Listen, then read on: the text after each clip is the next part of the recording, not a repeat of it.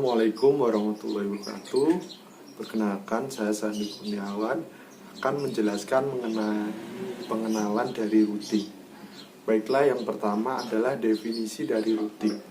Yang saya dapat mengenai routing sendiri yaitu routing merupakan proses meroutkan paket data dari jaringan satu ke jaringan yang lainnya. Sehingga lebih mudahnya dapat disimpulkan bahwa routing itu merupakan pencarian rute untuk mengirimkan paket maupun informasi dari jaringan satu ke jaringan yang lainnya. Kemudian yang kedua adalah analogi.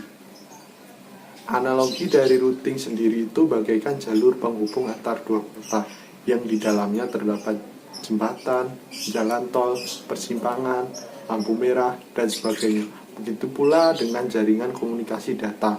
Perangkat jaringan itu adalah pembuka sekaligus marka jalan dalam jalur komunikasi. Sedangkan data dan informasi yang lalu lalang di dalamnya dapat diumpamakan sebuah kendaraan dengan kita yang ada di dalamnya. Dan untuk menuju ke suatu tujuan, data akan diatur, diteruskan, diperiksa, dan bahkan bisa saja dibuang oleh perangkat-perangkat jaringan yang dilaluinya. Sekian penjelasan dari saya, selanjutnya akan diteruskan oleh rekan saya Dimas Dwi. Assalamualaikum warahmatullahi wabarakatuh. Perkenalkan, saya Dimas Dwi Prasetyo dari Teknik Informatika kelas 3F. Ini saya akan melanjutkan penjelasan dari Sandi Kurniawan.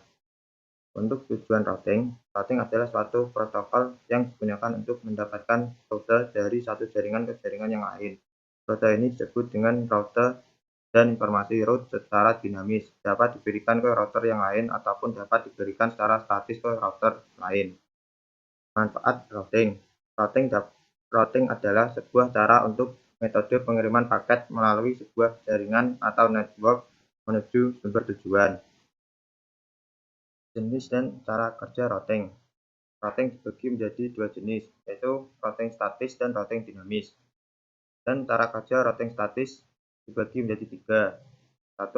Administrator jaringan yang mengkonfigurasi router. 2. Router melakukan routing berdasarkan informasi dalam tabel routing. 3. Routing statis digunakan untuk melewatkan paket data. Seorang administrator harus menggunakan perintah IP route secara manual untuk mengkonfigurasi router dengan routing statis.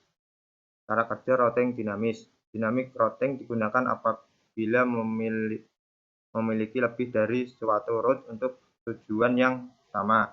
Dynamic routing dibangun berdasarkan informasi yang dikumpulkan oleh protokol routing. Protokol ini digunakan untuk mengikuti perubahan kondisi pada suatu jaringan.